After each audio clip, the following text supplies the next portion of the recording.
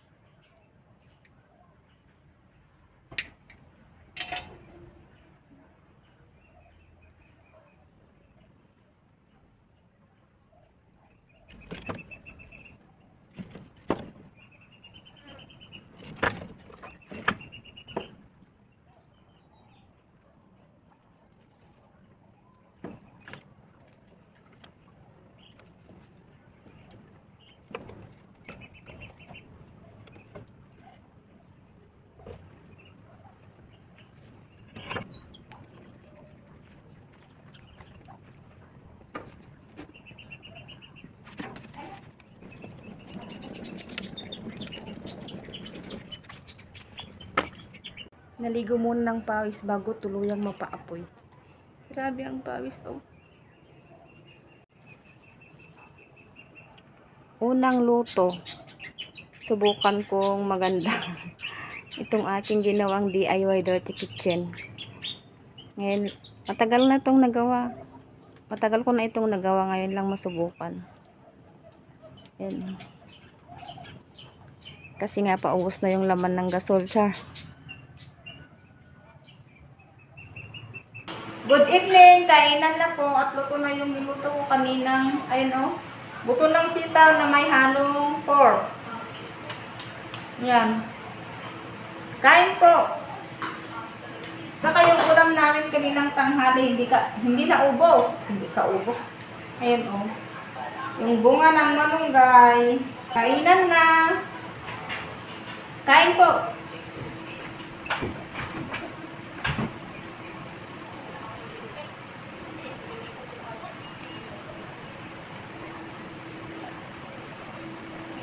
Ngayon ay pupunta na naman ako doon sa bakanting lupi at magdadamo kasi hindi pa tapos.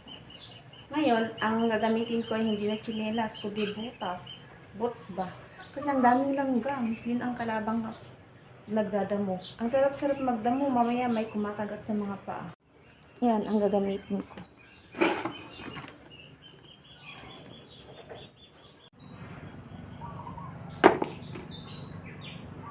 So ayan, nahanda ko na lahat yung gagamitin ko papunta doon. Kaya ngayon ay magsasarado muna ako ng bahay.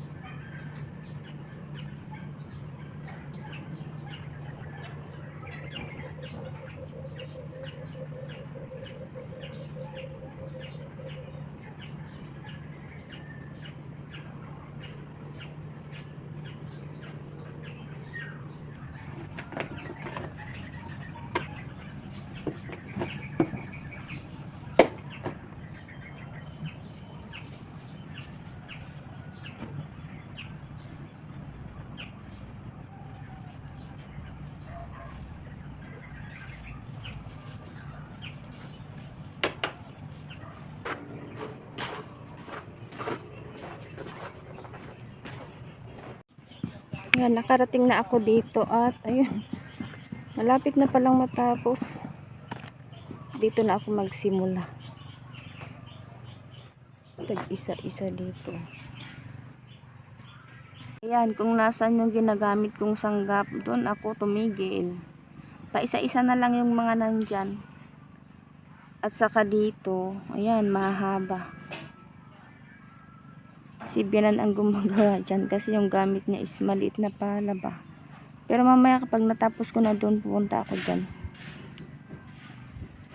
Ayan, pahinga lang saglit. Kukuha ng lakas. Mag-recharge ba? Pahinga lang saglit. Mag-recharge ba? Para may lakas na naman sa pari. Bunot ng damo. Yung kamay. Nabutas. Kung ano pa yung masipag magbunot ng damo. Siya pa ang bumigay. Sige guys, kasi maingay. May nagpapamusic. Dito kasi sa kabilang luti may nagpapagawa ng bahay.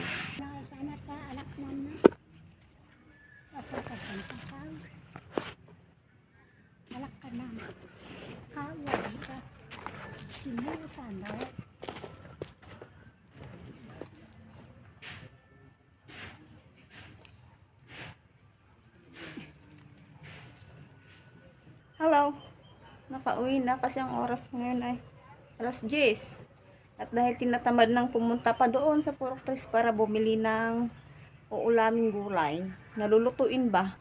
Sayote din lang naman ang aking bibilhin. Bakit hindi na lang yung papaya? Kaya tara, samahan nyo ako at mamimitas ng papaya. Namad nang pumunta sa Purok 3. Dito na lang. Mamitas na lang ng papaya.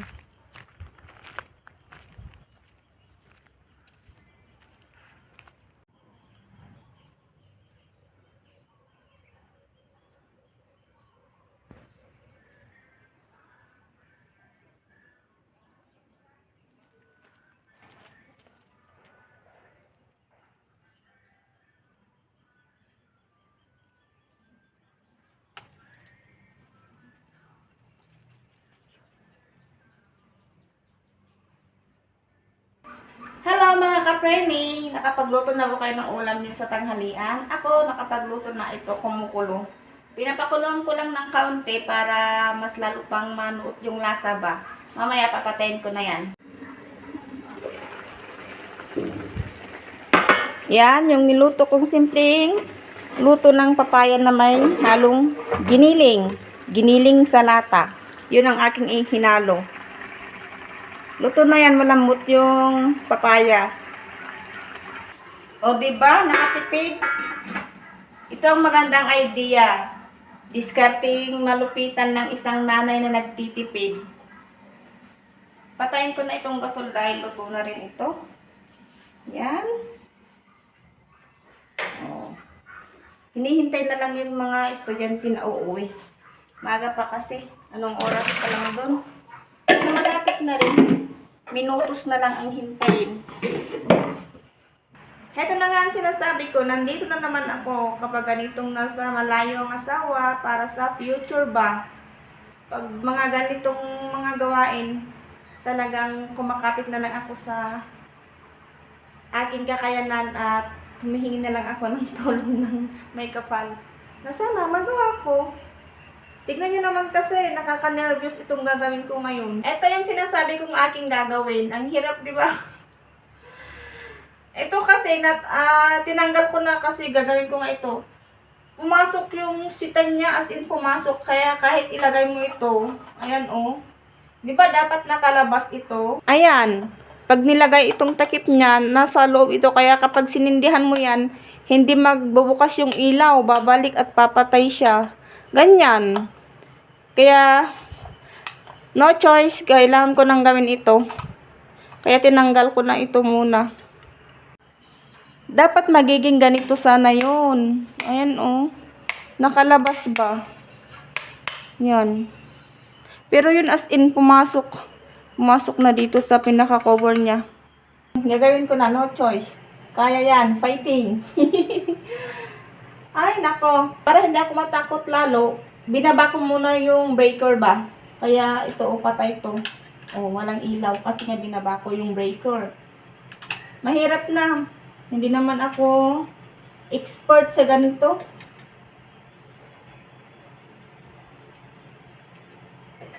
Hindi ko alam kung bakit kaya nalabas ito.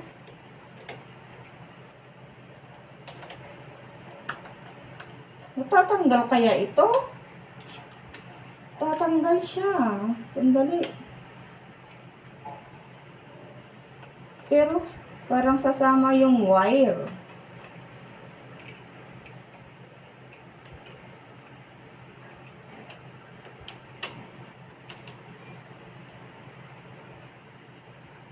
Paano kaya ito?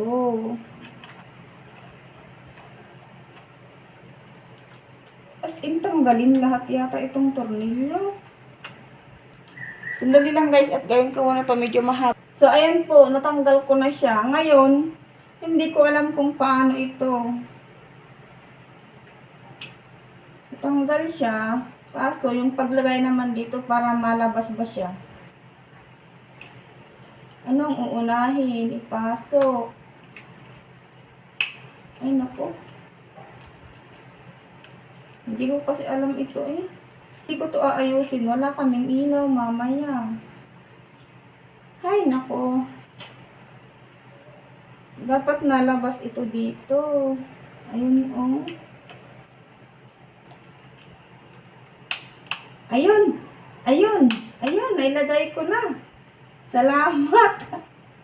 Ngayon, ibalik ko na yung tornilyo. O, diba? O, ayan, hindi na pumapasok yung sitan niya kapag pinipindot. Ay, salamat. Nailagay ko na. Check ko lang. Lagay ko lang tong tornilyo kapag hindi ito natanggal. Kapag iilaw to kung titistingin. Lagay ko lang itong tornilyo niya.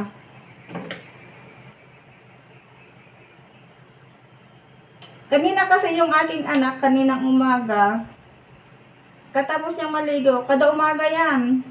Or kapag papasok siya dito sa kwarto na ito, kasi nga yung kurtina, hindi ko talaga yan hinahawi para hindi magsipasukan yung mga lamok. Hindi pa naman kami kukulambo sa gabi. Kaninang umaga, pagkatapos niyang maligo, sinindihan niya. Ayun, ayaw naman nang magsindi. Oh, ayan na oh. Perfect. Pero itong isang butas hindi ko makita. Kaya kanina, sabi ko, asikasuhin ko na ngayon at nang matapos na. Tsaka yung kasi, yung gumawa nito, lagi kong nakikita yung ginagawa nila. Kaya nagkaroon ako ng idea ba, nung gumawa sila dito sa bahay. Pero for safety, dapat patayin yung pinaka-main para hindi ko, ay, papagod. Awareness lang, kung hindi talaga alam, wag basta-basta mangingialam. Kaya nang ginawa ko. Pero talagang sinubukan ko, ginawa ko yung best ko at anong tawag doon? Anong tawag ba doon? Yung linakasan ko ang loob ko na gawin ito. Ayan, kaya naalala ko, patayin ko muna yung breaker para sigurado. At ayun na. Ikabit ko lang ito pagkatapos opening ko yung breaker. Saka itry kung magsisindi ito.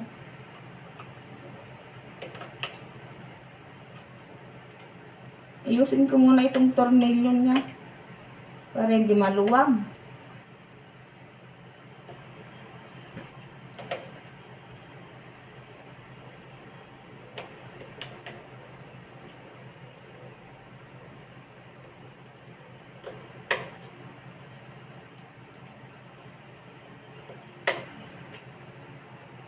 Ay, nangalay yung kamay ko.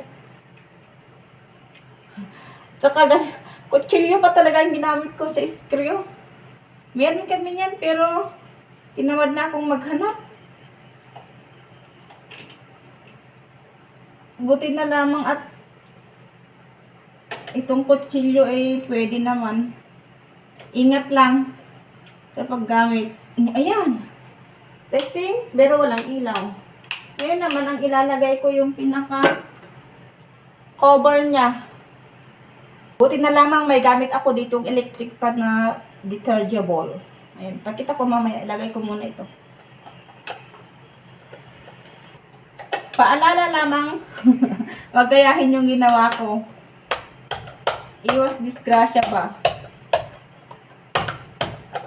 Ay nako, ito naman na.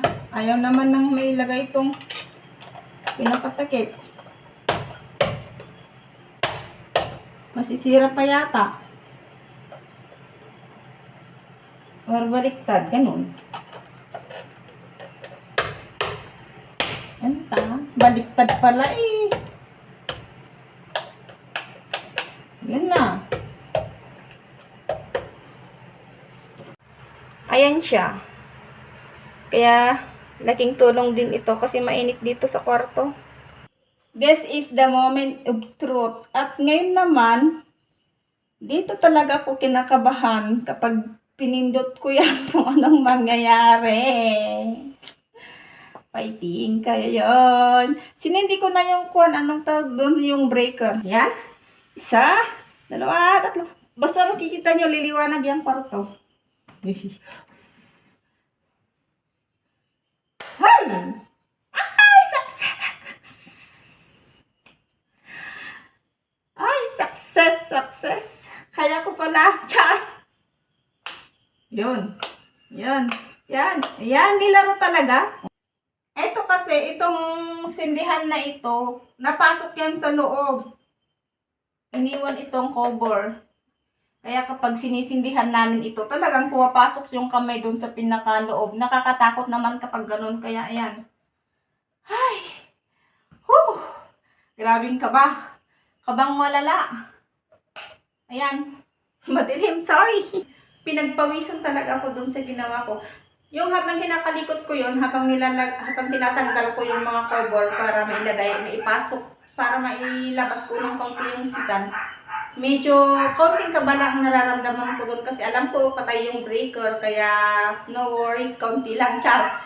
Pero kanina nung tinaas ko na yung breaker, testing na, ay nako, nakakatakot. Kung ano-ano yung pumapasok sa isip bago sindihan yung sitan. Ilaw, ay nako, grabe, yun ang nakakakaba. Yung para bang, paano kaya kapag sinindihan ko yan, makukurente ako, ganun, or may wire na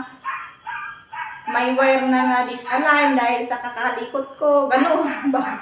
Or baka biglang mag-spark kapag sinit ko, ganun ba? Ay, grabe. Pero warning, kung talagang matatakutin kayo at hindi kaya ng kalooban, wag gawin. Makakadisgrasya lang kapag ganun. Ako kasi medyo matapang lang ng kaunti ba. Charis! Kaya ayun. Sinubukan ko talaga at linakasan ko yung loob ko. Kasi wala namang gagawa dyan nito. Kung magtatawag pa ako, baka abutin pa ng 1 linggo. Kaya ayun. At saka may experience naman na ako dyan kasi yung gumawa dito sa bahay ng mga ilaw, yung nagkabit ng ganyan, pagsutan ng ilaw, yung nagkabit. Ngayon, yung nag-align ng kuryente. Nakikita ko araw-araw kung paano at saka naganyan na rin yan minsan. Tinawag ko. Buti na lamang nagpapagawa sila dyan sa kabila. Kaya dumating kagad nung tinawag ko para ayusin niya yan. Ayun, nakita ko kung paano niya ayusin. Kaya nagkaroon ako ng idea at medyo lumakas ng kaunti yung aking loob. Kaya, ngayon, success naman. Na walang nangyaring masama. Thanks God, knock in the wood. So, ayun lang guys. Maraming salamat. Ito pala yung breaker. At yung pinakataas, ayan yung binaba ko. Dahil lahat na yan, saksakan, ilaw, mawawala kapag yan ang binaba. Kaya, ayan, nakataas na ngayon. Kaya, sarado ko na itong mahiwagang pintuan niya. Char!